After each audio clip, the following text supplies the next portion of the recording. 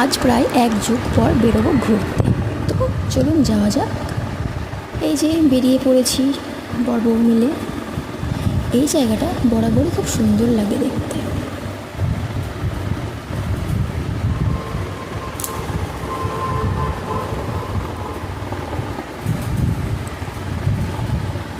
তো চলতে চলতে মাঝপথে বৃষ্টি এসে যাওয়ার আমরা একটা দোকানে দাঁড়িয়েছিলাম। তো আমার বরমহাশয় এই দোকানেই তার হেলমেটটা খুলে রেখেছে এবং তার এতই ভুলো মন যে সে সেটা সেখানেই ভুলে চলে আসে, তার ফলে সেটা হারিয়ে যায়। তো কাছাকাছি চলে এসেছি আমরা, আর এই যে পৌঁছেও গেলাম। তো আমরা যখন পৌঁছাই সবে তখন শুরু হচ্ছিল।